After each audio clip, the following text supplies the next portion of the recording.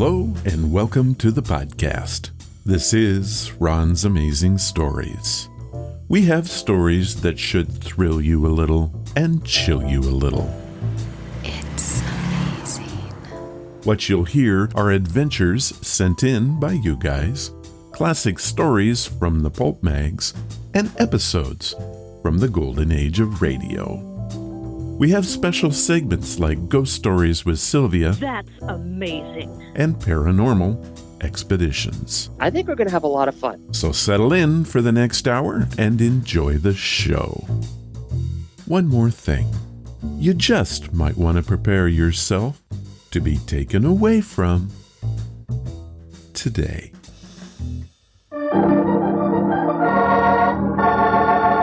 Another 5-minute mystery.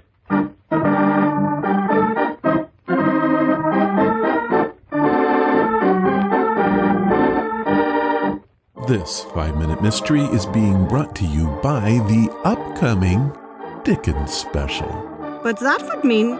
Yep, Sylvia and I are going to chat about The Christmas Carol. Oh, that's a good one. Yes, it is, and I will tell you more about it after this misery. Slip of the tongue, no doubt. No doubt. It is after showtime in a downstairs restaurant in Lower New York. Pat Logan, private detective, and his girl Friday, Diana Bellows, are out for an evening's entertainment. 2 more, Tony. Sure, Mr. Logan. You have it right away. Oh, Pat, isn't it wonderful? The whole evening to ourselves. No murders, no robberies. Nothing but fun. Well, I promised you this evening out, didn't I? As soon as the Morrison case was closed. I know, Pat. I think maybe that's why I like you so. Like me? Well, maybe a little more. Mr. Logan. Yes, Tony, what's the matter? No more antipasto? No, Mr. Logan, it's worse than that. Something terrible. Well, what is it? What's happened? In the back room, Joe Matelli, the owner of this place. He's just been shot. All right, Tony. And you, Mr. Koski. I'd like to talk to both of you in here. Diane, the coroner will be here any minute. He might need your help. All right, Pat, I'll go wait for him. Now then, let's get this story straight. Mr. Koski, Tony tells me you discovered the body. That's right. I just left Joe not more than 3 or 4 minutes before.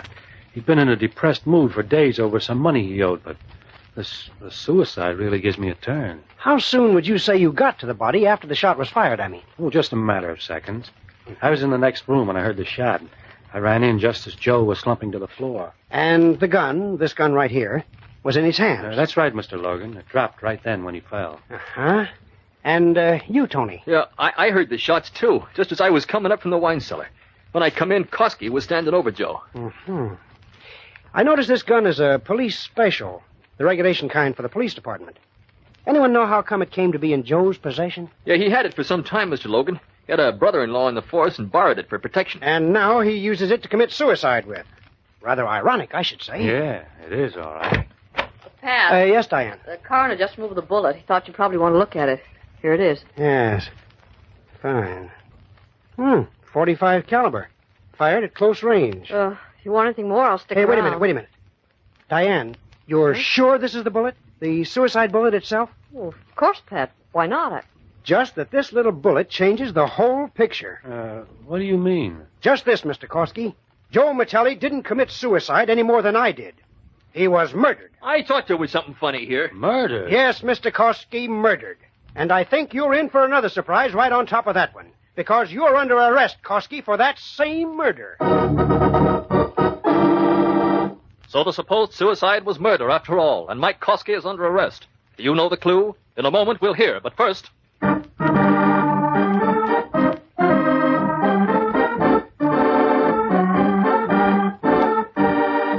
That woman sounded a bit tipsy. She did, but I'm okay with that. It's the rest of the drama that makes, well, no sense. Might I point out that these dramas seldom do? You can, but I do have a question. Why a .45 bullet was found and the gun used was a .38 special? Bad bit of storytelling, that is. By George, Ron, I believe that you have solved the case. Only if the guy carries a .45. Agreed.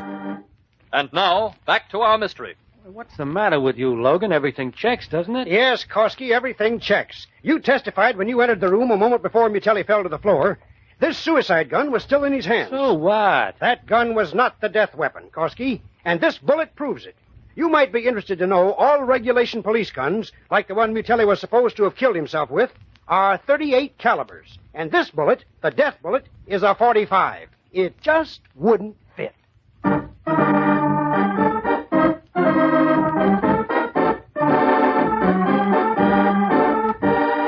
Amazing. In this case, the fact that it didn't fit doesn't acquit. Nope, but it really doesn't convict him either, unless they find the gun. And ballistics match. Yep, there really wasn't much to this case, or story for that matter. Agreed, but that is why we love them. Oh, is that why?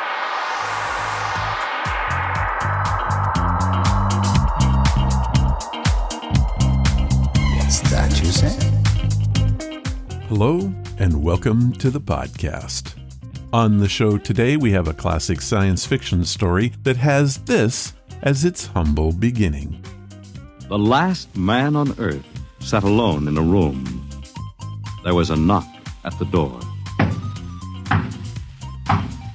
That sound intriguing? Stay tuned. We will also review a clever book by Scott McCormick, and we have 2 crazy stories from you guys. We will end the show with a brand new Christmas edition of Johnny, is this true? Now, as I mentioned in the 5-Minute Mystery, we have an upcoming podcast that will look at the Charles Dickens classic, The Christmas Carol, in a whole new way. If you're not familiar with the story, it is about a mean-spirited and selfish old man, Ebenezer Scrooge, who hates Christmas. One cold Christmas Eve, Scrooge is visited by a ghost to show him the error of his ways. We're going to take that classic Christmas story and turn it on its head. This will be the topic of a brand new Ghost Stories with Sylvia. Sylvia and I are going to combine real-life ghost stories with Dickens storytelling. And I can honestly say I have no idea what's going to happen. I do hope that you're going to join us for this special event. Be watching the website for a date and time. Now, let's get to the rest of the podcast with this from Audible.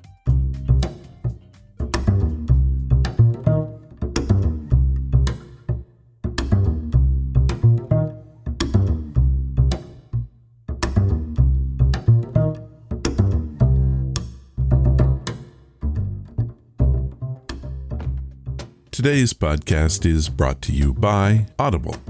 Get a free audiobook and a 30-day free trial at audibletrial.com/Ron's Amazing Stories. They have over 180,000 titles to choose from for your iPhone, Android, computer, Kindle. Whatever you have, you can listen to Audible on it. So what am I listening to right now? Rivals, Frenemies Who Changed the World by Scott McCormick. This title is an Audible exclusive, and without a minute of hesitation, I dub it a hilarious narrative of history fit for all ages. Did you know that most of our dinosaur fossils were discovered because 2 grown men absolutely hated each other? It's true. And this book tells that story and many others. Here's a clip. When we think of rivalries and feuds, we often think of warring families or groups of people caught up in a pointless, destructive, and bitter hostility. You stole my pig! The feud between the Hatfields and the McCoys, which, yes, was partially about a pig, lasted for 13 years and led to the death of over a dozen people. History is littered with such family feuds. There are also many famous rivalries between individuals. Actresses Bette Davis and Joan Crawford had a rivalry that lasted decades. You stole my man. And while these rivalries are all fascinating, they haven't left much of a lasting mark on the world. There are some rivalries, however, pointless, petty, embarrassing, disgraceful, and even bloody rivalries, that have helped to shape history. You stole my bones. These are the rivalries that changed the world. Okay, let's do this. Round 1. Cope versus Marsh. This nasty rivalry between two eminent scientists has got it all. Name-calling, rock-throwing, explosions, political scandals, dinosaurs, and the bountiful pits of New Jersey. Jersey! It's a feud that lasted for nearly 30 years, embarrassed the entire scientific community, and led to numerous mistakes that continue to baffle paleontologists to this day. Kids, have you ever seen a baffled paleontologist? It's not a pretty sight.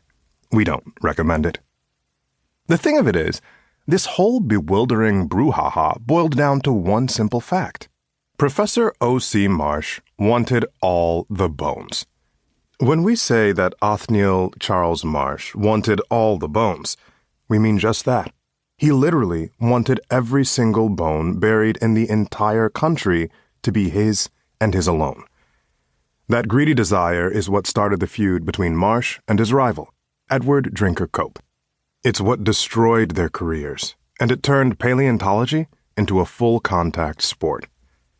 But their rivalry also sparked the greatest era of dinosaur discovery, helped cement a bold theory about the development of life on Earth, and propelled America to the forefront of the scientific age.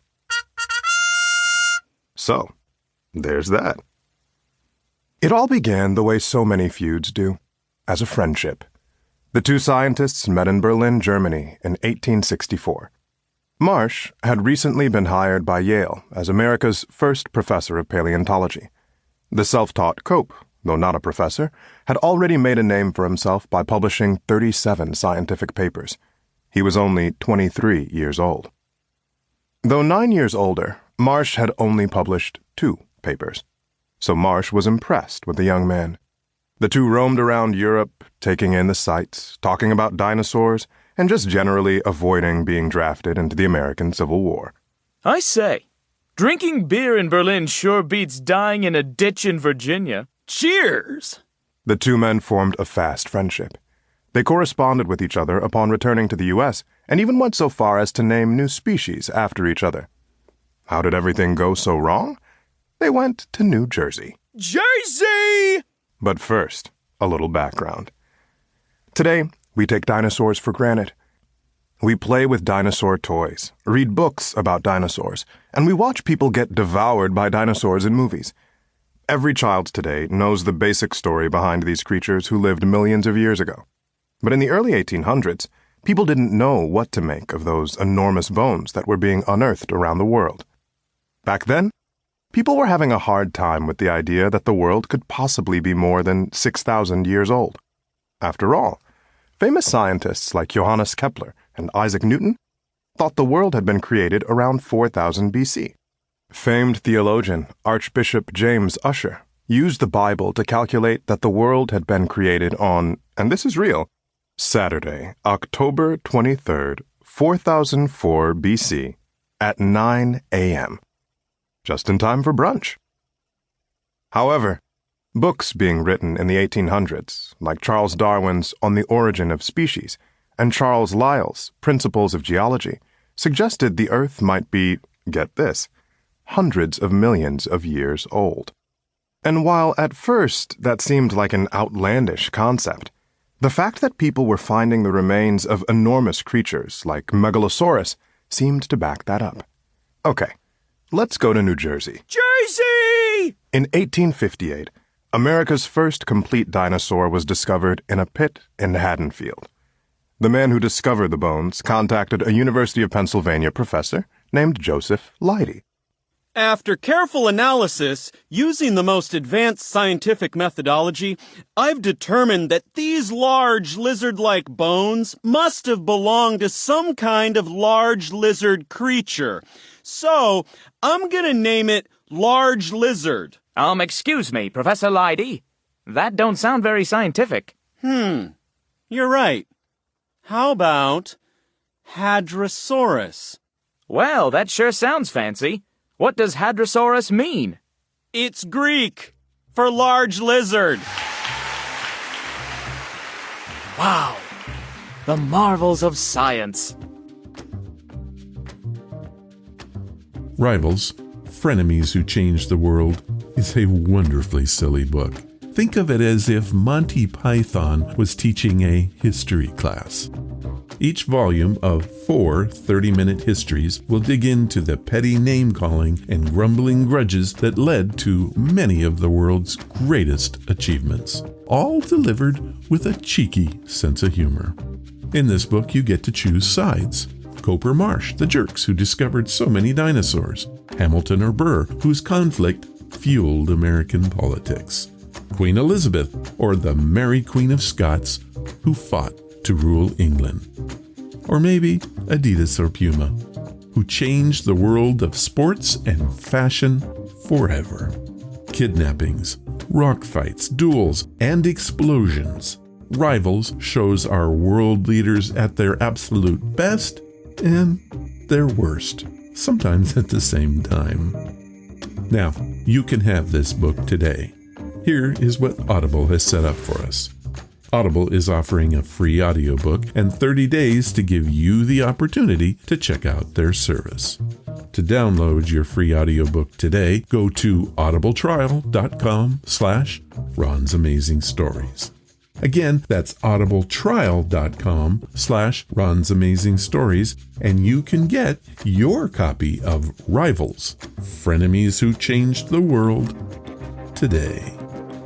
Thank you, Audible. And now, it's time for your stories. These are your stories, sent by you, for you.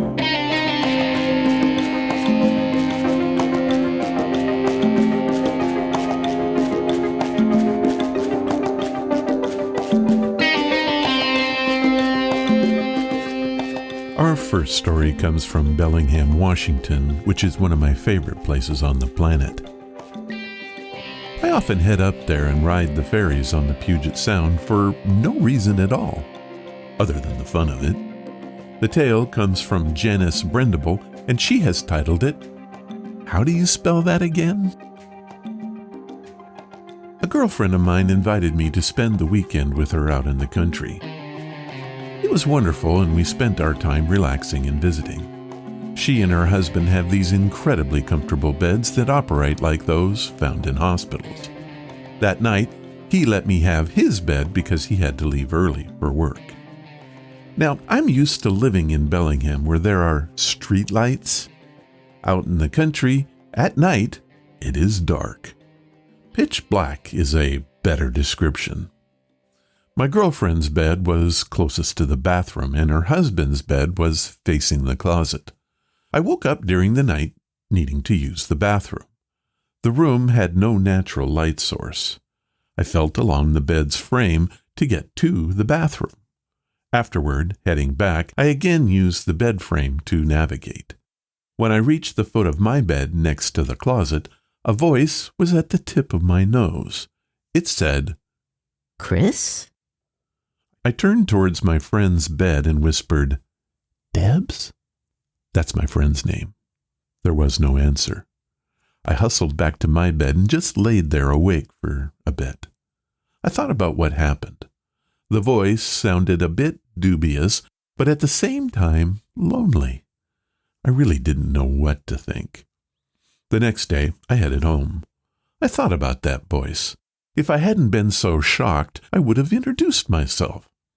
I thought about what had changed and why I didn't address the ghostly voice. Debbie had a couple relatives pass away, and her home was filled with their belongings. I wonder if the voice I heard was attached to something that she had brought into the home. I called her, apologizing for leaving so quickly, and to tell her what happened.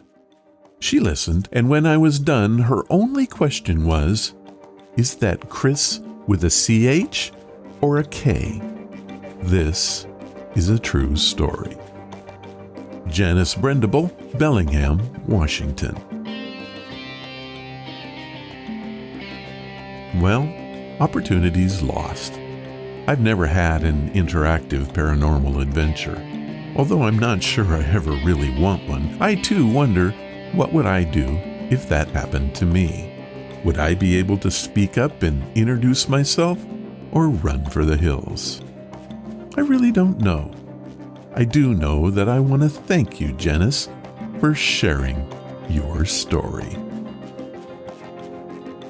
This next story comes from Tony with an I, and that's all I have. I did play around with Tony's IP address and can confirm that she lives in, wait for it, somewhere in the United States. How about that? She has titled her story, The Ghost of the Abandoned Railway. Some time ago, I was out hiking with my friends. The trail ended near an abandoned railway track. It was around 9 p.m. Now, you might be asking why I would be out hiking so late.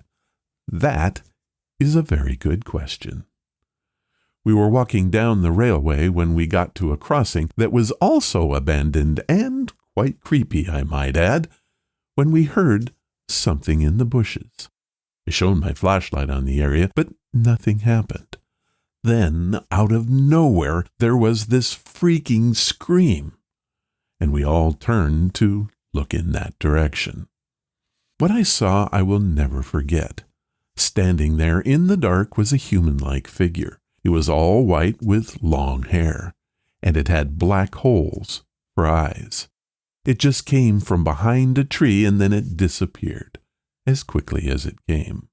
The tree was a smaller sapling, so nothing could have hidden behind it. Well, we all freaked out and ran towards the crossing shack. We hid there for a while, but nothing else happened. The next day, I did a little research, and it turns out that a woman died on that crossing just before that track was closed for good. I'm not sure what it was, but we all saw the same thing. Ron, do you have any explanation? Tony, with an I, from the United States. Well, Tony, I do not. Like our other story, I'm not sure what I would have done. I do think I might not have run to the crossing shack, but rather would have just kept on running. Well, that's all for this time. If you have a story you want to share like Tony with an I did, head to the main website at ronsamazingstories.com and click on the story submission banner. Leave your story, give it a title, and tell me where you're from. I'll read it if I can.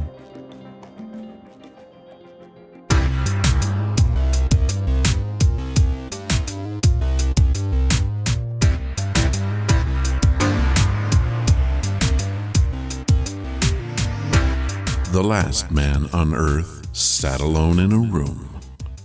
There was a knock at the door. Knock by Fredric Brown is our OTR story for this episode. The last man on Earth, following an alien invasion, becomes an exhibit in a zoo set up by the invaders to showcase the flora and fauna of a conquered planet. It is based on the short story published by Brown in Thrilling Wonder Stories, December 1948. Our version comes from the X-1 radio series, which aired on NBC from 1955 to 1958. The stories for the show came from two of the most popular science fiction magazines at the time, Astounding and Galaxy. Adaptations for these stories were written by Ernest Kanoy and George Lefferts. They even wrote a few of their own stories. Knock first aired on X-1 on May 22nd, 1951. Countdown for blastoff. X-5, -4, -3, -2, X-1. Fire!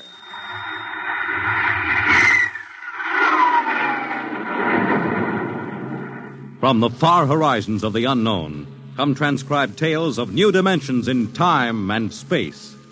These are stories of the future, adventures in which you'll live in 1,000,000 could-be years on 1,000 would-be worlds. The National Broadcasting Company presents X. Minus. 1.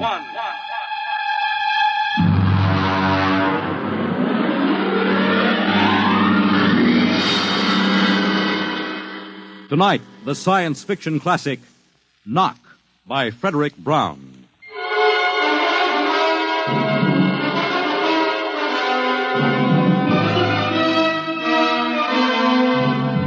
Tonight we have a strange story to tell.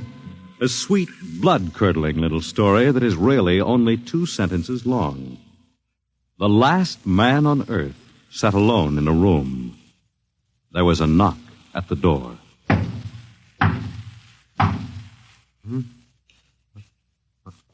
What's that?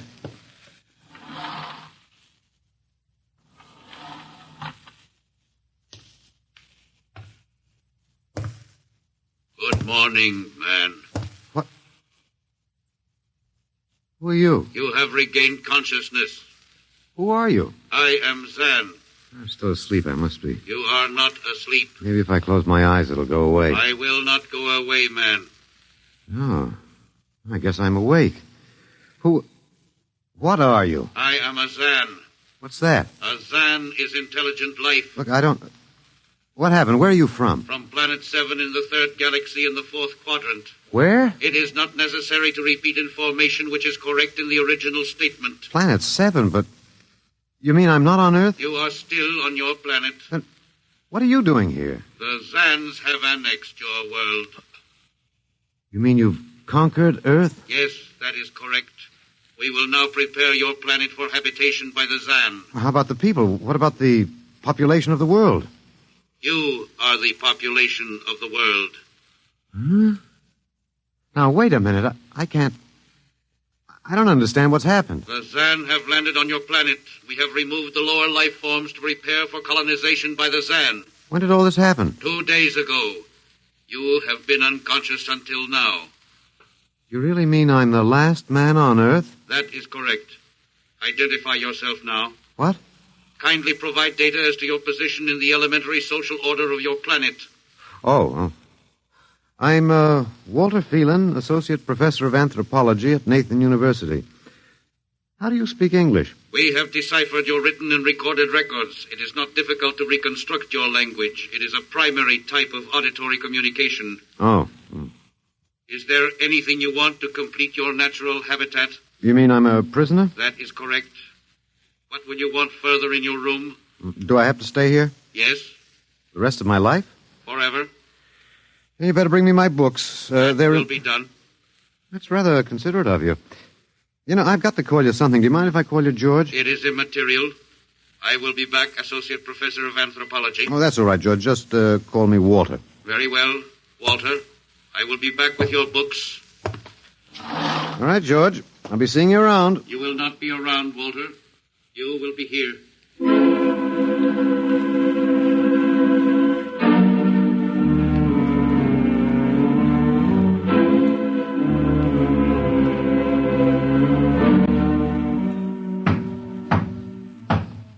Come in.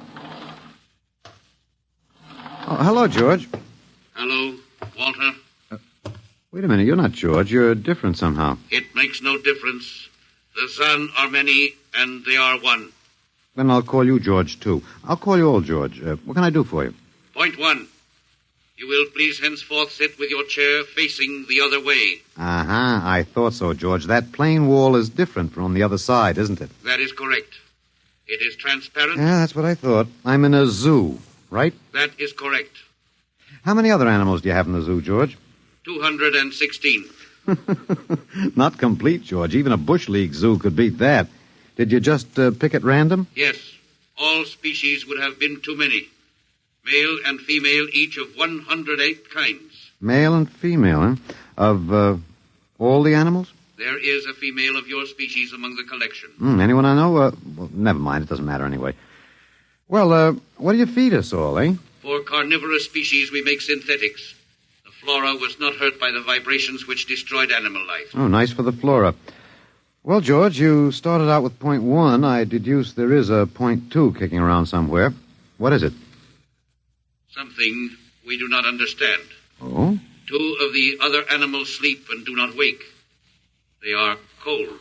Don't worry, George. It happens in the best regulated zoos. What is wrong with them, Walter? Nothing much. They're just dead. Dead? Mm-hmm. That means stopped. But nothing stopped them. Each was alone. Well, maybe they just died of old age. Old age? I do not understand. You don't? Well, how old are you, George?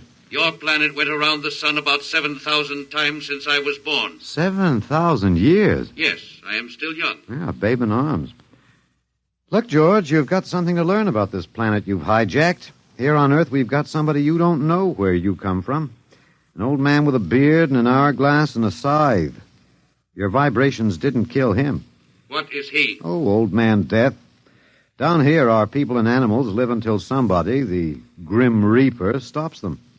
He will stop more? He gets us all, George. With your lifespan, it won't seem like a minute and we'll all be gone. Looks like you made a mistake, George. And I don't think there's much you can do about it. That is not correct. The Zan is a logical being. We will take action.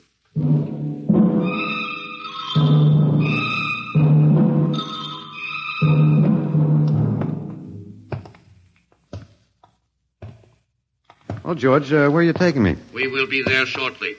We will bring your books and your chair. You mean my lease is up? I do not understand. It's moving day? That is correct. We are here now. You will live here now, Walter. It is a larger room. Well, be it ever so humble, there's no place like home. Go inside. Oh, be careful with those books, George. Don't lose my... Oh, excuse me. Who are you? What are you doing here? I guess George didn't explain. George tries to be polite, but he hasn't quite caught on yet. I'm Walter Phelan. My name is Grace Evans, Mr. Phelan. What's all this about? Why did they bring me here? I think I know why, but let's go back a bit. Do you know just what has happened otherwise? No, not exactly. Well, I've been talking to George. George? Well, that's what I call them, all of them. There's no way to tell them apart anyway. There aren't many of them here yet. They come from outside the solar system, sort of an advanced scouting party. I saw their spaceship. It's as big as a mountain. Yeah, they're moving in on us. They cleaned off the Earth with some kind of vibration. It destroys all sorts of animal life. I don't know whether they did it all at once or if they had to circle the Earth a few times, but they killed everybody. No. I was afraid The cheerful note is that you and I and 200-odd other animals were picked up beforehand as specimens for the zoo. You do know this is a zoo, don't you? I suspected it. But I don't remember anything about being captured. I just woke up here. Well, my hunch is they used the vibrations just low enough to knock us all out. And then they cruised around, picking up samples at random. When they were all set, they turned the juice on full blast. How terrible. Yeah, well, they solved a lot of problems for us. Housing shortage, wars, even the atomic bomb. I don't suppose the human race, you and I, have to worry about anything now. It's awful. Only they made a mistake. They underestimated us. I don't understand. They thought we were immortal. That we were what? Immortal, like they are. Oh, they can be killed, but the Zans don't know what natural death is. They didn't know anyway until they lost 2 of us yesterday. You mean there are more than 2 of us? Oh, not more of our species, no. These were merely fellow animals, a rabbit and a canary. And by the Zans' way of figuring time, the rest of us are only good for a few minutes apiece. It's a joke on them. They figured they had permanent specimens here in the zoo. Well, didn't they even know we'd all die eventually? I don't think so. George, that is the second Zan I saw, told me he was 7,000 years old, and he's young by their standards. When they learned how quickly we die, they were practically shocked to the core, if they have cores. How can you talk that way about it? Academic detachment. I learned it at faculty teas. At any rate, they've decided to reorganize their zoo. 2 by 2. What, are they going to keep us locked up together in this one little room? Yeah, I'm afraid so. There's plenty of furniture, though, and George promised to bring me my chair. We've got to do something. Why? Well, I don't know. It just seems to me we owe it to the human race to do something. Oh, well, perhaps you have a suggestion? There must be some way. They can be killed, you said. Oh, yes, I've been studying them. They look horribly different, but I think they have about the same metabolic and digestive system as we.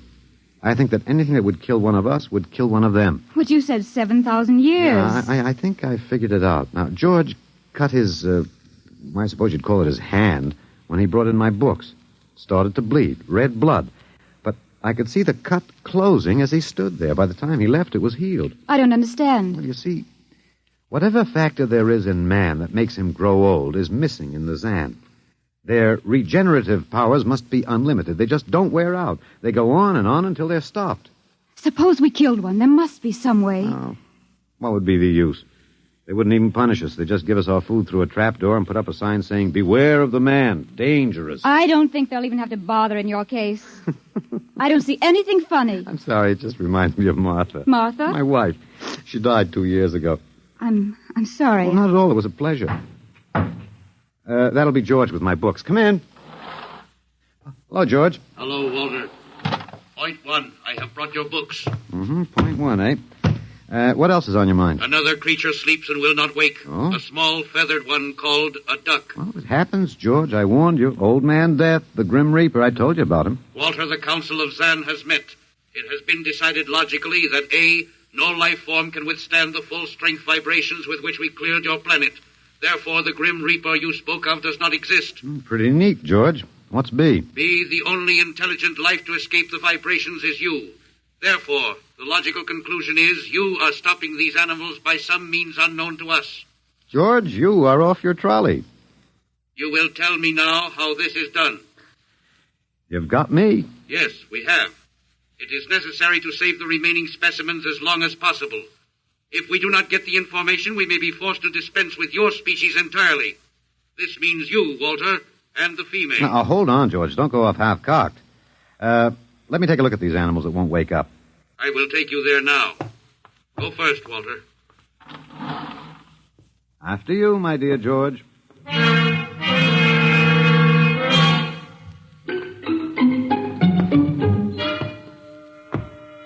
This is the weasel. Now, you should have got him in the winter, George. The fur's worth more then. It's ermine. This is the reptile cage. Here are the ducks. That is the male. The female has been stopped. Yeah, lucky girl. What's the matter, fellow? Lonely? Walter, you will tell me how you stopped the female duck. Well, you got me, George. I didn't do it. Maybe she died of the Dutch elm blight. Walter, you are not being logical. We have concluded you are stopping these animals. Tell us now how it is done. I've told you, George. I haven't the foggiest notion. Very well. We will have to take further action. Oh, what are you going to do, George? We will go back now to your room.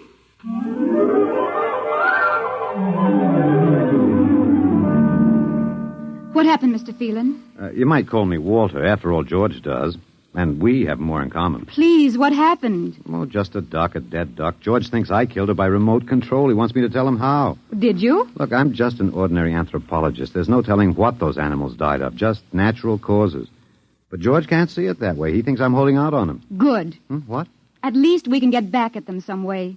At least we can do something to them. Well, why? After all, George isn't a bad fellow, if you like an ant mentality. How can you say that? Well, they murdered the human race. I suppose so, but we can't change that now, so why think about it? We just can't sit here and do nothing. I fail to see how we can do anything else. But at least we could be fighting. I can't see the virtue in that. I was more or less content with my books, and we've got George to talk to. Of all the men in the world they had to pick, don't you want to fight back? Don't you want to keep on fighting to the end? It hadn't occurred to me. But we've got to, Walter. Why? Well, I can't really explain it, but, Walter, if there was any good in man, it was that he kept on struggling against nature and, in the end, even against himself. But he kept on fighting for what he thought was right, and we're all that's left. Walter, we just can't end by giving up. We've got to keep on fighting. You know, you do remind me of Martha. There isn't much left for us. We could beat them in this one small thing. We can pretend there's a secret about death. We could refuse to tell them anything. Well, there isn't anything to tell. But they don't know that. Promise me you won't give in. Well, I suppose the worst they can do is kill us. All right, Miss Evans. Hello, George. Hello, Walter. Now you will tell us how these animals are stopped. George, this may come as a shock to you, but I've decided not to tell you. Why? Oh, a romantic attachment to lost causes. My grandfather was a Confederate officer. Walter, you are not being logical. Neither was my grandfather. He charged a Yankee battery with 1 round of ammunition and a corncob pipe. You are not logical, but that is expected in lower life forms. You will come with me now, Walter. Where are you taking him? To the 2nd level. Go now, Walter. You won't tell them. I can't guarantee anything, but as of now, I don't intend to. We've got to fight, Walter. Remember that. We've got to go out fighting. Yes. Yes, I think you're right. Go now, Walter. Goodbye. It's been a pleasure, Miss Evans. I am waiting. Go now, Walter. After you, my dear George.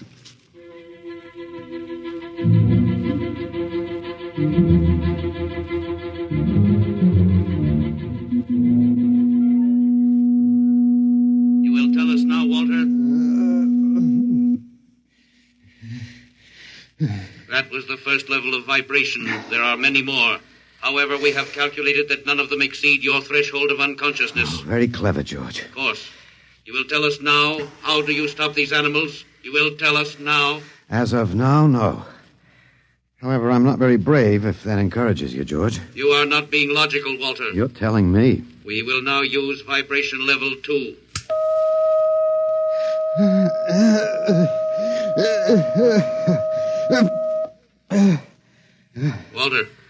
Walter, you are still conscious. Let me alone, George. You will tell us now how you stop the animals? Let me alone. We have had vibration levels 1 and 2. There are still 15 more before your threshold of unconsciousness. No. Let me alone. Walter, listen to me. Another creature sleeps and will not wake. We must know now. It's tough. You better start vibrating again, George. No. What? It would not be logical. We have calculated that no further level of vibration will overcome your irrational psychological block. We conclude you will not tell. And let me go? That is correct.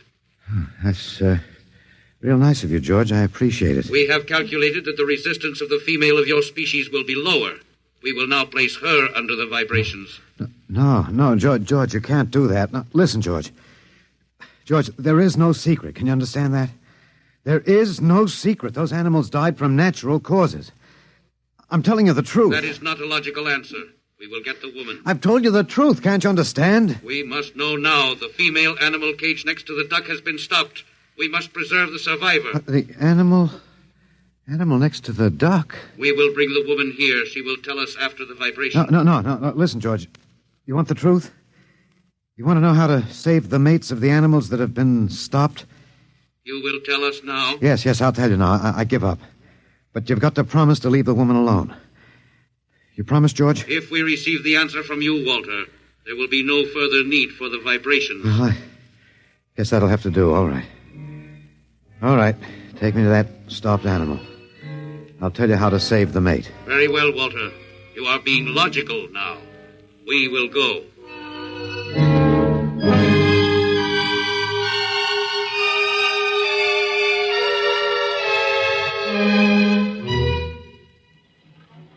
Walter, are you all right? Just let me catch my breath a minute. What did they do? What happened? After a while, I told them what they wanted to know. Oh, no. As George pointed out, it seemed to be the logical thing at the time. But you promised. I know. It was our last chance to beat them on even one little thing. Perhaps. You mind if I sit down? You gave up. I suppose you could call it that. I'm very tired. They've beaten us completely then. There isn't even anything we can do. The last of the human race, and we give up. We don't even die fighting. Oh, it isn't that bad. Something might turn up, Martha. What did you call me? Huh? No, I must have said Martha. Sorry, she was my wife. She died 2 years ago. What were you saying? Nothing. It doesn't matter. It's too late. It's too late for the whole human race. What now, George? The Council of the Zan has met. No? Something wrong, George? A Zan has been stopped. What? Zan is dead? That is correct. Well, you didn't believe me, George. But you can die. You can really die. You'll have to get used to that if you're going to stay here. The Council has decided. A, you have in some way stopped this Zan. B, you and the woman must be eliminated. Walter. No, you've got it wrong, George. The Council has decided. This time you will have the full vibration. This time? Walter, What did they do to you? Oh, they have a rather effective third degree. They tortured you, Walter? Yes. And I thought... Oh, Walter, it was all my fault. I wouldn't even have tried without you. I suppose we have a last chance now to end with some dignity. I think you're a very brave man, Walter. No, not very. There isn't much else to do. Do we go now, George? Now, Walter. Wait. What's that? I have been told another Zan has died. Now will you believe me? The Council of the Zan meets now. 2 gone already, and you were with me, George. You know I didn't kill this one. What stopped him then? I told you, it's Old Man Death. You came to the wrong planet, George. Your immortality doesn't go down here. He can stop you, but you can't stop him. And you'll all die if you stick around. What now? The Council has decided this is a place of death. We will leave your planet. Leave? You mean you're giving up? It is not safe for the Zan. Oh, Walter, they're leaving. They're really going. Come on then, George, and don't hurry back. It would not be logical to do so. We are leaving the Earth now. Goodbye, Walter. Goodbye, George.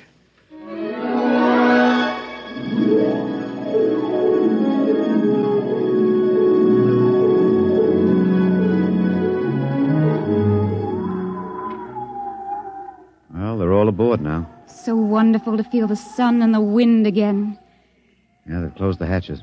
Walter, is it safe for us to be out here? Yes, they're not interested in us any longer. They only want to get away. And I want to see this, Grace. The Zan leaving Earth forever. They're blasting off. There they go. Yes, it's all over now. Well, I suppose we might as well go back in.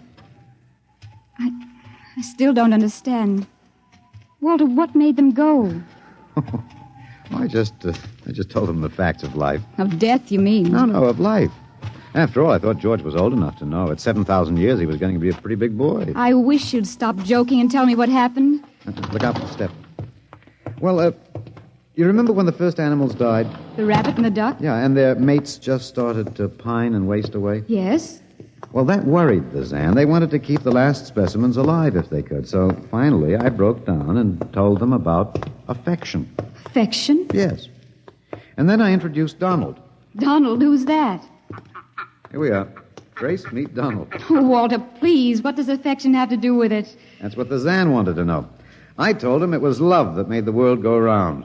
That having lost his mate, Donald would die immediately unless he had affection and constant petting. Petting? Hmm? I even showed him how. Here, fella, come on. Come here. Yeah. I held Donald in my arms, and I petted him a while. Then I let the Zan take over with the animal in the next cage. What animal? Take a look. You mean this cage? Mm-hmm. Watch out. Don't go too close. Walter, it's a rattlesnake. Yes. Their metabolism made it impossible for them to die of old age, but I had a hunch that they could be poisoned. Well, then it was the snake that killed the 2 Zan. Mm-hmm. They never even knew what bit them. Then you outwitted them, Walter. Well, I suppose... I thought you'd just given up. Oh, Walter, I'm so ashamed. You don't have to be. I had given up. I probably wouldn't have fought if you hadn't pushed me. Well, we've got a world to plan. A new world, Grace. I know.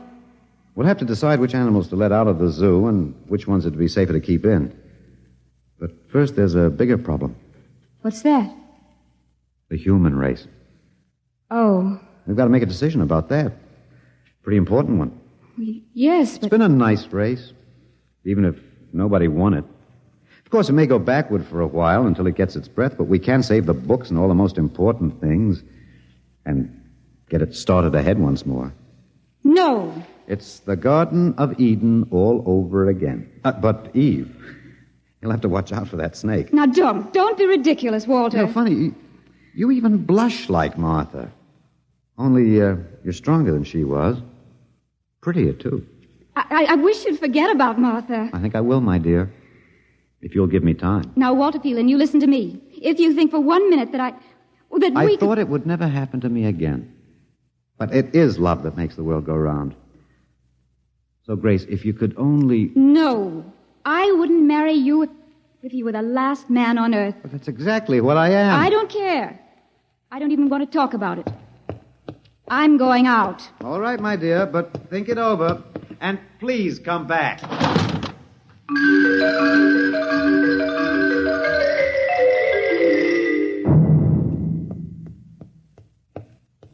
You see, I told you.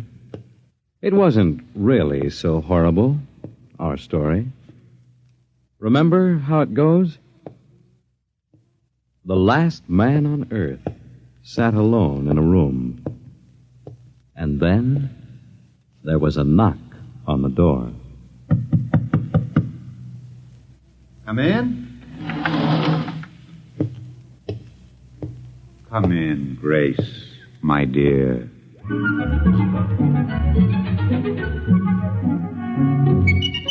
You see, it wasn't horrible at all.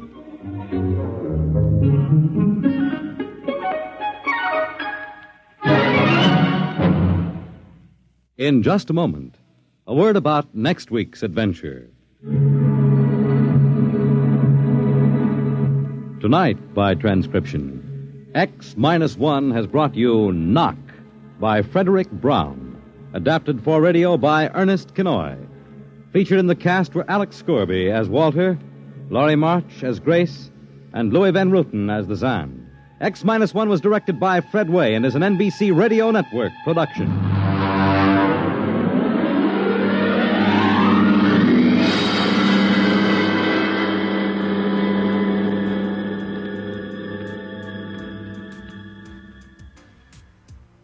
This is one of those classic science fiction tales that is remembered oh so fondly. Far and away, the best part of the story are the first two sentences from the opening, which raises all sorts of exciting questions in the mind of the listener. The last man on earth sat alone in a room. There's a knock at the door. Why is this person the last man on earth? What room is he in, and where is it? And most intriguing of all, who or what could be knocking at his door? I remember back in high school, my English teacher brought us these words and told us to write a story. Mine was nothing like you heard today. In fact, it was quite dreadful. But it did get a B grade. At least it was well written, is what my teacher told me. Now I ask you, what would your story be? It's worth a thought or two.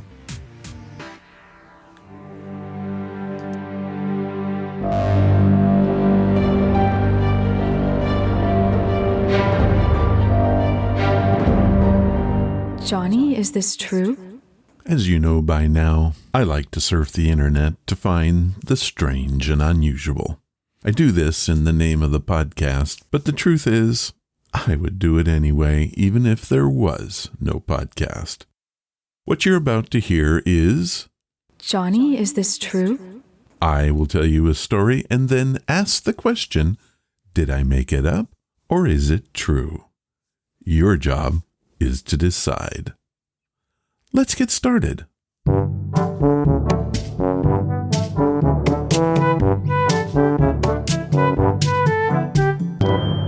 Johnny, is this true? Who doesn't love Christmas? I guess there might be a few, but I'll bet their name is or is associated with Ebenezer.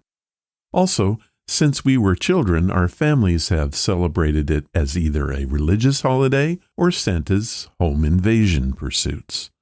Over the years, I've learned some odd facts about Christmas that are fun to bring up at parties. Try one of these if you need a conversation starter at your next holiday gathering. This time on Johnny, Is It True? I'm here to tell you that all of these facts are, in fact, true. Fact number 1. December 25th was originally a pagan celebration. Nobody knows when Jesus of Nazareth was born, and nobody celebrated his birthday for hundreds of years. December 25th was co-opted from the pagan rites connected with winter solstice. Fact number 2. Santa Claus originated in a newspaper ad. Far from being a quaint medieval legend, Santa Claus first appeared as a recognizable entity in a newspaper ad for toys and gift books in the mid-19th century. For the record, that's in the 1800s. Fact number 3. "We wish you a Merry Christmas" was originally a threat. The ever-popular song was originally sung loudly and repeatedly by crowds of rowdy, lower-class servants demanding booze from their masters. Or else, i.e. the line, "We won't go until we get some." How about that? Fact number 4. Adding to our last fact, the Christmas tree is a manufactured tradition. Victorian intellectuals like Clement Moore invented the tradition as part of a social movement to consciously reform Christmas away from its tradition of rowdy drinking. That is the truth. Fact number 5.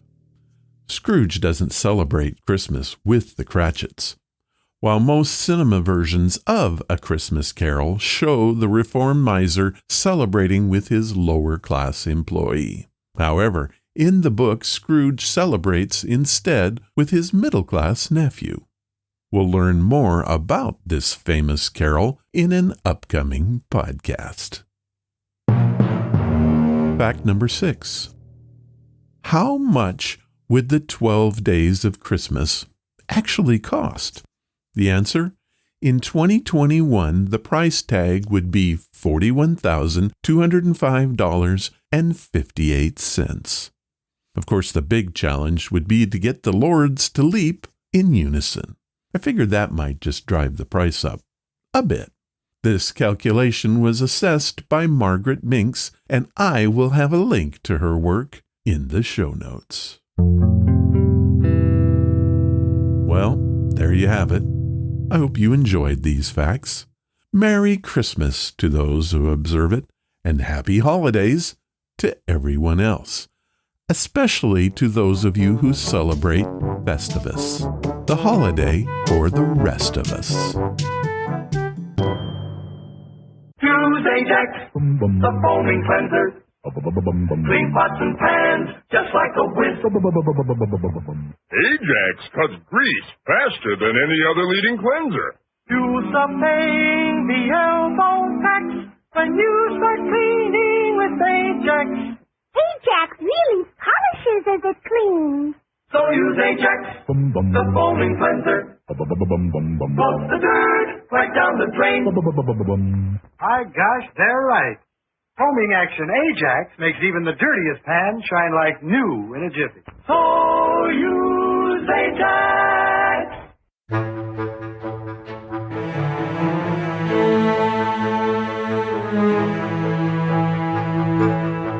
That was episode number 520, and I want to thank Janice Brendable and Tony with an I for their help in bringing it to us.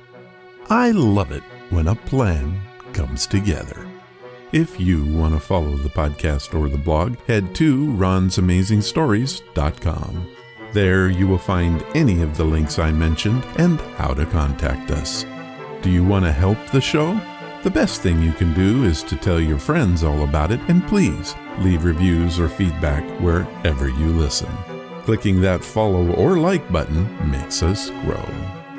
Thank you for listening, and I hope you come again to find out what are Ron's Amazing Stories.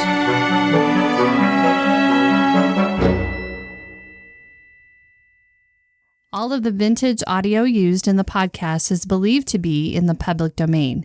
Ron's Amazing Stories does not own the rights to any of the old-time radio used here. If you hold the rights to any of the shows played, please contact us immediately at ronsamazingstories.com.